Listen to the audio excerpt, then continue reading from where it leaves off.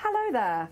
And welcome to the Weather Studio. I'm Aidan McGivern, a meteorologist here at the Met Office. And I'm Claire Nazir, and we're with you for the next 10 or 15 minutes talking all things weather. We're going international, and we're talking about that blistering bank holiday weekend. What a stunner that weekend was. Unusual for a bank holiday. We're going to be talking about a record-breaking bank holiday in terms of how warm it was, and we'll also be looking ahead to the next week or so. Will the warm temperatures continue?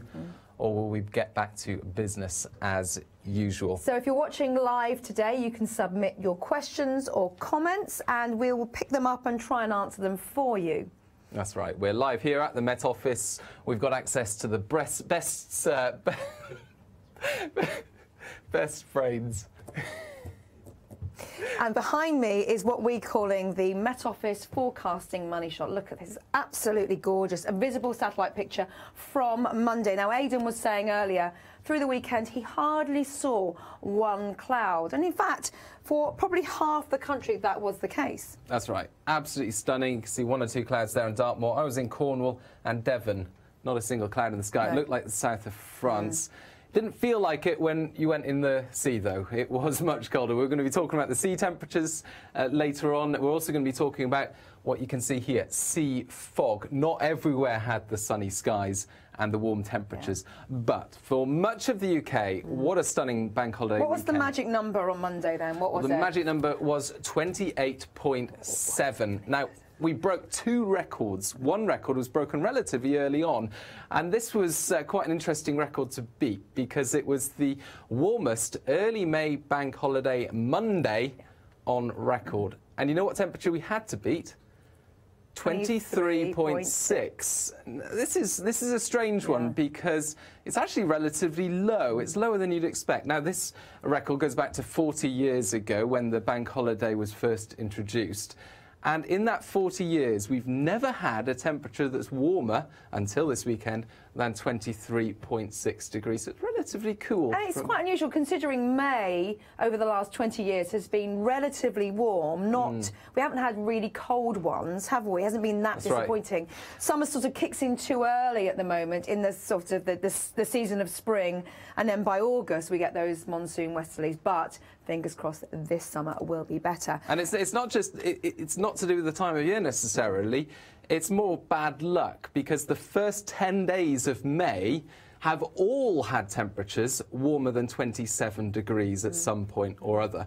So it's just the fact that that bank holiday Monday has never fallen on one of those days where the temperatures have been warm. But the other days during the bank holiday weekend have been warmer, and the temperature to beat for the whole weekend was 28.6 degrees. So there was a year, 1995, when we had a temperature of 28.6 degrees during Saturday and Sunday and not the bank holiday Monday. And we ended up beating that as well on bank holiday Monday. We got 28.7 degrees in Northolt. And don't we love breaking a temperature record? We've done quite a lot this year already. It's been a very busy year, hasn't it? And yes, so a success bank holiday weather for some of us, not everyone though. And you can see the cloud on bank holiday Monday. It was a bit of a lottery whether you picked up some sunshine across some parts of West Wales or you were under that sort of murk and grimy low cloud. And generally thicker cloud there to the northwest, a few spots of rain as well, so it wasn't perfect everywhere. But what a spring it's been. We've had, well, we started the spring with the beast from the east, very low temperatures, snowfall, and now we've ended up with the warmest early May bank holiday on record. Also caused by a general area of high pressure over Scandinavia that's blocked the usual westerlies from the UK. But this time, rather than bringing in those beastly temperatures that we saw at the beginning of the spring, we've seen much warmer air come up from the south. So a similar cause, but very different results because we're, of course, much later in the season. But UV levels have been high throughout the weekend. There's been a lot of pink faces around. And they will continue to be high through this week, even though temperatures are going to be falling off. Temperatures are going to be lower than the last few days. Not saying it's not going to be warm at times, but even so, if you catch some sunshine this week, UV levels are still likely to be high. That's right. Temperatures are cooling off, and we're not going to see the heat that we saw at the weekend for a few days. There'll be more on that in a moment. The heat in other parts of the world recently has set off some interesting phenomena. First of all, I'm talking about the dust storm we saw in Alberta. Now, there was a movie that we had that looks incredible, but for now, we'll just have to describe it using words. It was a baseball match in Alberta, in Canada, a place called Vulcan. I love that name. A Vulcan dust devil. Yes, of course it was. Yes, it's fantastic, isn't it? It's something from the sci-fi books, but it was quite dramatic, wasn't it? Yeah, so the strong sunshine set off a rising thermal of air, and what you saw was this swirling dust devil that ended up invading a baseball pitch and disrupting the match. And yeah, incredible footage on Twitter that we'd love to show you if the technology had worked. Meanwhile, very hot temperatures on the other side of the world. Temperatures soared across Pakistan last week, and in fact, Pakistan saw its highest ever April temperature, so high that it smashed records across the whole of the continent of Asia, 50.2 degrees Celsius, in somewhere called Nawabshah. Now, Nawabshah is known as a hotspot, and through the year, they do get temperatures in excess of 50 degrees, but this was an April temperature. And what's been happening over the last few weeks, and temperatures have been soaring not only across Pakistan, but much of India as well. Pre-monsoon heat coming up and really making the environment incredibly oppressive. So the 1.1 million people who live around Nawabshah really suffered during last week. The forecast for today is 42 degrees, but also with dust storms. And that's the other thing that we've been looking at. There's been a lot of severe thunderstorms across northern parts of India over the last week. And in fact, in excess of 100 people were killed last Thursday. And there are likely to be more storms through the next 24 hours or so, associated with this really intense heat, just an added sort of push of moisture, a bit of instability in the lower atmosphere, and bang, you see lots of severe storm flash flooding as well. So obviously we'll keep you posted here. We've got a global Met unit here at the Met Office, and we issue forecasts for that every day. Yeah, you can see on the map here thunderstorms setting off there across the north of India. Also to the south, some signs of pre-monsoon rainfall into Sri Lanka, southern parts of India as well. The monsoon season typically begins early June, so that's something that we'll be keeping our eye on here. Will it be early? Will it be late? It typically brings most of India's rainfall in a few months, doesn't it? They can get up to 12 metres of rain in that short rainy season, which extends northwards through the summer. So for the people of Pakistan and northern India, they have to wait until probably July to see those temperatures go down and some welcome rain. Now, as we mentioned, temperatures in the UK weren't hot everywhere. Some people may have been disappointed if they headed to the beach over the weekend, particularly, say, parts of West Wales, parts of Devon and Cornwall there, the north coast of Devon and Cornwall in particular, and around the Cardigan Bay coasts of Wales. We saw sea fog, and this made the news, didn't it? Some dramatic headlines. So disappointing. I mean, temperatures were 15 degrees lower than inland. It was a real lottery to see whether you'd get the sun or the clouds here. But you can see plaguing the coast and really keeping things quite depressed. Yeah, I must admit. Let's bring in Martin, because Martin was unlucky enough to be working over the weekend, keeping a close eye on this sea fog as it develops across parts of the West Country and Wales. Martin, describe what's happening there in the satellite image. You can see the sea fog. It's not spreading inland there, is it? It's just hugging the coast. No, it came really close to the coast, and in one or two spots came across the coast. But actually, the reason it was there was because we had the very cold sea and the warm air above it, and that was actually causing the fog. That's something called a temperature inversion, isn't it? And it's relatively common at this time of year. Not so much a freak occurrence, more quite a common occurrence to get sea fog. Yes, if you live in the right parts of the world where you get this kind of conditions, yes, it's quite a frequent occurrence. Disappointing. And what are sea surface temperatures at the moment around this sort of zone here? Well, surprisingly low, considering how warm it was in the air. The temperature probably was about 11 degrees. I know if anybody actually went swimming in that area, they'd have agreed with me that it was 11 degrees, because it did feel very, very cold, while you had this air temperature in some places of 28 degrees. So there was a big contrast between the warmer air and the cold sea, and that's what sets up, because what it does is it actually cools the bottom layer of the air, and that's got some moisture in it, which then condenses to form the fog and the very low cloud. So sea fog has got different names around the UK. Obviously, sea fog is the generic name, but there are other names for it.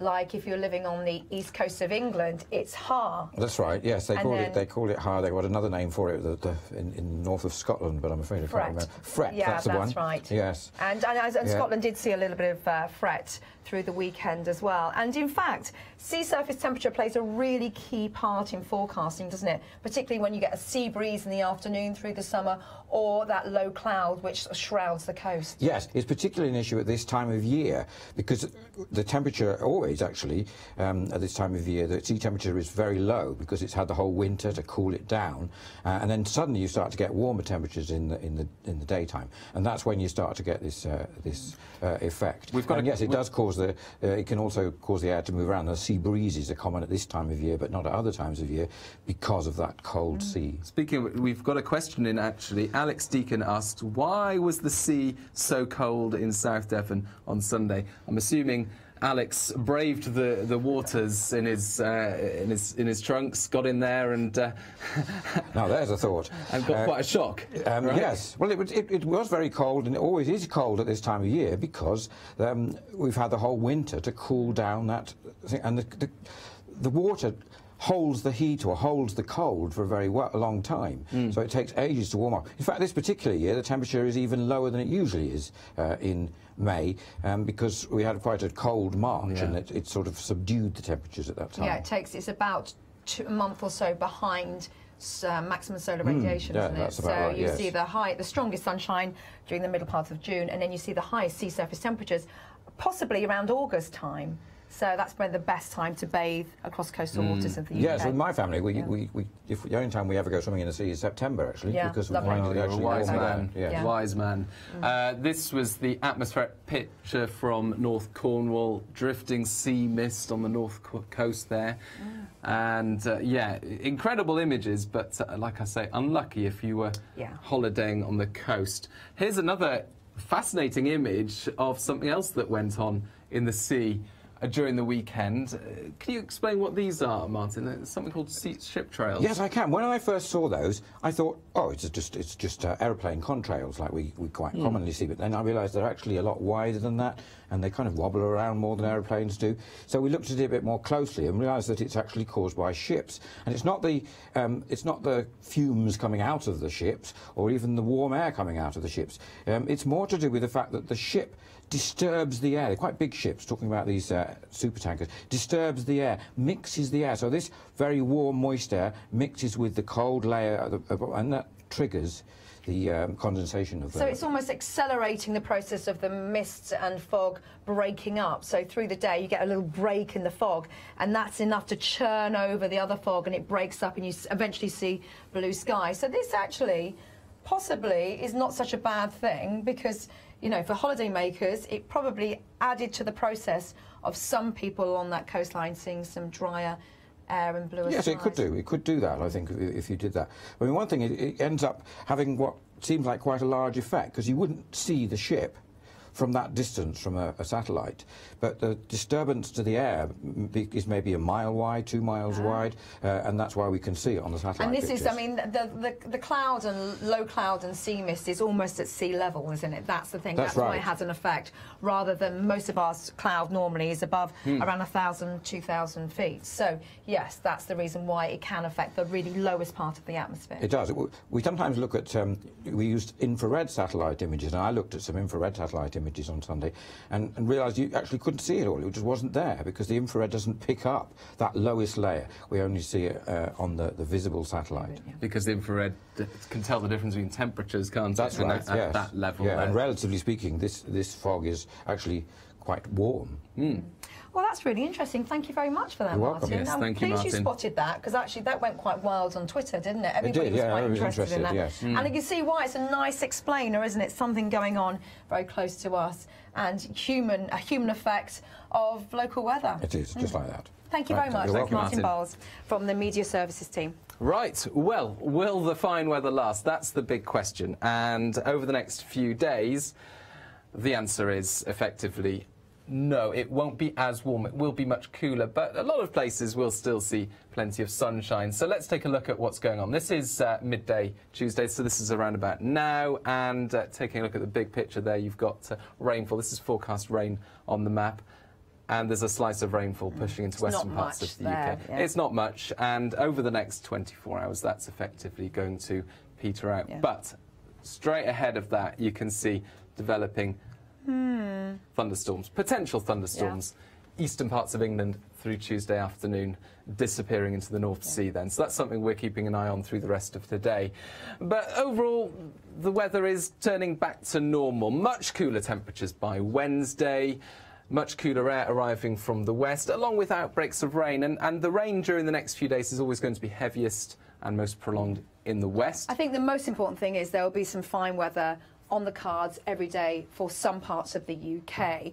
Now, Alex Deacon has already recorded the week ahead forecast. That's on YouTube and will be on our social media channels, and that will give a really nice detailed look at the weather, not only for the next few days, but into the weekend as well. Yeah, and in terms of the big picture, what's going on is the jet stream is returning fairly briefly, because of course the jet stream hasn't been that influential in our weather. It's certainly the westerly wind hasn't been that influential in our weather through much of spring. That's why we've had our weather coming from the east or from the south at times.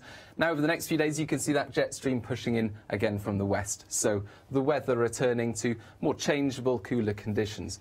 But it might not last that long, because stepping forward to the weekend, the jet stream then takes a dive to the west of the UK, and when that happens, well, it starts to become what we call more amplified, and when you get this kind of shape in the jet stream, it can start to disrupt, and what we mean by that is that it starts to form funny patterns, and we end up losing those westerly winds, losing the cooler and changeable weather, and returning to something a bit more static, a bit more showery into the weekend. So it's certainly something we're keeping a keen eye on this week, because obviously we're into spring now, we've had a taste of summer and we want some more sunshine.